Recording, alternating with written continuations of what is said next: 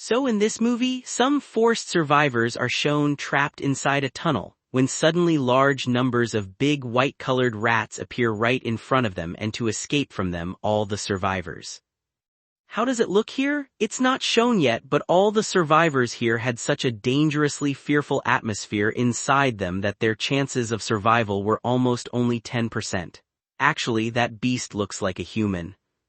But he finds people's hunger for food very dangerous. Will the lives of these poor trapped in this desolate building be saved, or will they all be chewed up by his ferocious claws and teeth? To find out this.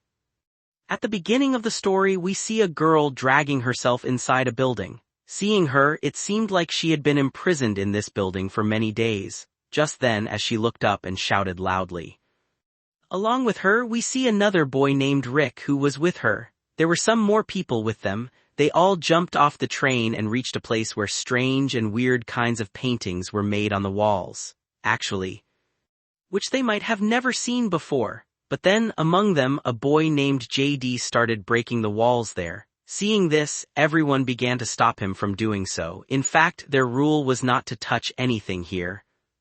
They would make pictures and videos and then leave from there, but JD wanted to become rich, so he went against them, and when he didn't agree, everyone expelled him from their team.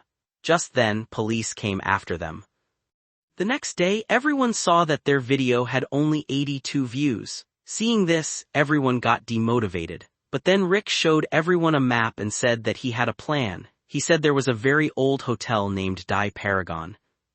But it wasn't something to be happy about because he told that whoever went there for that money never returned.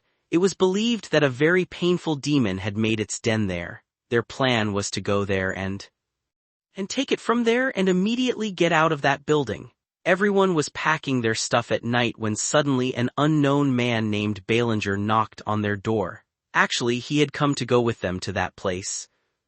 Actually, while everyone was busy packing their stuff, at the same time, Diana posted on her Instagram writing that this time they were going to the Paragon building. Rick did not want to include her in the team, but everyone, on which "Do Not Enter" was already written. They all, lured by the greed of money, opened that gate and reached near a tunnel inside. Everyone started going inside through the tunnel. Looking at their faces, it didn't seem at all. But the money part was absolutely true because he had searched all this information from the internet. Moving forward, they encountered a very small gutter-like path and they had to enter through it because a large number of rats started catching them, but the good thing was that all those rats were not ferocious, so for now, their lives were saved. Everyone reached another place from where they had to go inside, but it was found out that earlier that this entire building was lying in the same new and safe condition. All the stuff here was in perfect condition. Everyone started taking videos and photos of the things there. Then suddenly, a zoomer appeared on a girl named Cora. Then at the same time, a boy named Vernon saw a scratch-like mark on the wall which was absolutely terrifying, but when he was busy taking its picture, at that moment, he heard a growling sound from someone but he started hearing weird kinds of sounds. It seemed like someone was running upstairs quickly. Hearing this, Diana got very scared. While running, she slipped from the stairs and fell there, but at that moment, while exploring the hall, Vernon found a newspaper on which it was written that after the murder of his wife, the owner of this Paragon hotel had also disappeared. It was also written that after police investigation, the wife of the hotel owner was found. Meanwhile, Rick and Ballinger were busy searching for money when Rick's foot got badly trapped in a trap placed there. Vernon thought that this unknown man who had come with them just a few hours ago was the one.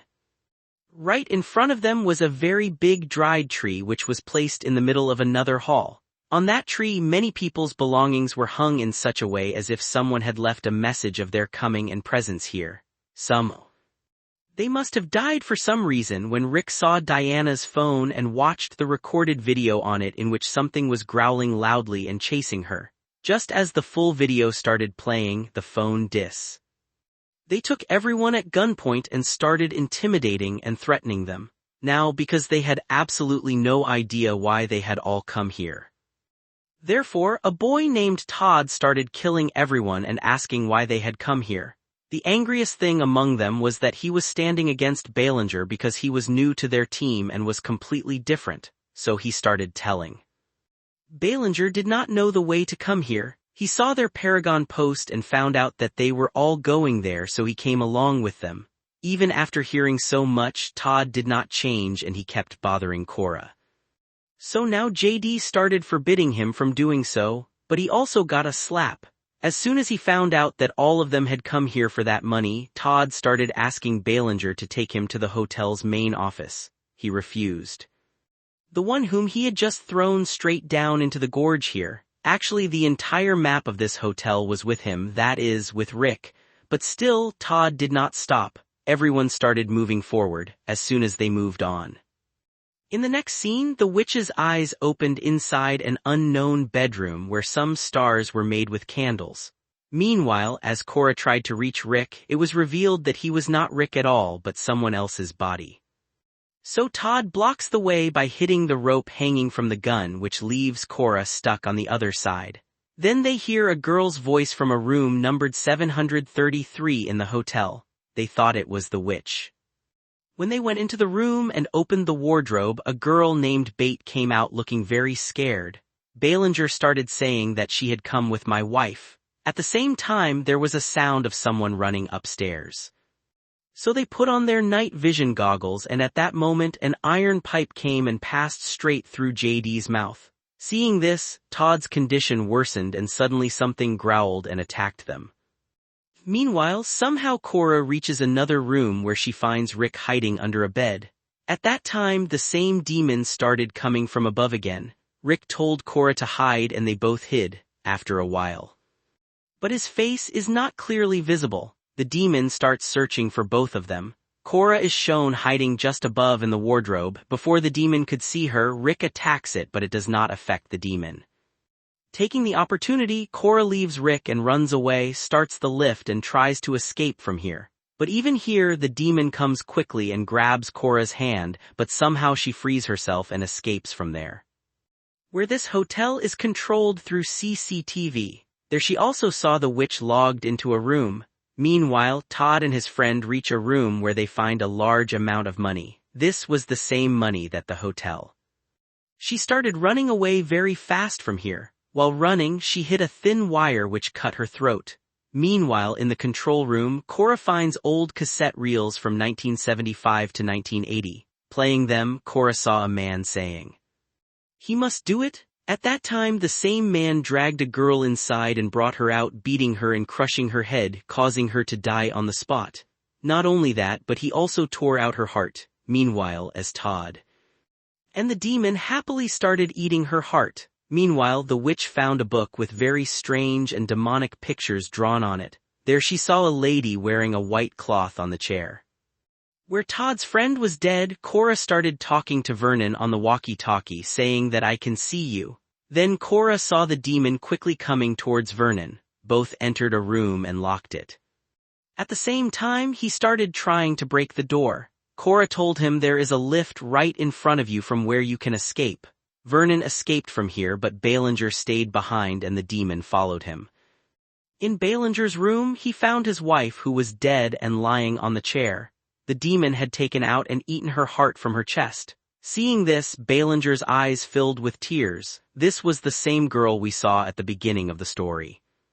Meanwhile, the witch was sitting on the chair wearing that white lady's cloth. At that time, the demon came and the witch also approached him. Actually, the witch fully understood what the demon wanted from her when the witch saw that book. She was none other than his own wife. He had taken out his wife's heart and offered it to the demon. According to the demon's rule, when the union of two souls happens here, which is human and demon in this powerful fire. After this ritual, the male demon would become immortal and live peacefully and would control all the black powers.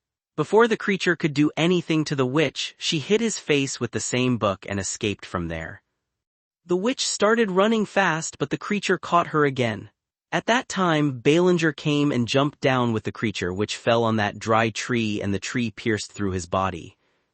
Running away, the witch went to Rick where she saw that Rick was not breathing. Then she regained consciousness. 4 people were left here: the witch, Cora, Rick and Vernon, and everyone else had died since they became very famous because of this. Not only that, but they also took the money of 30 crores, making them even richer, and with this, the story ends here.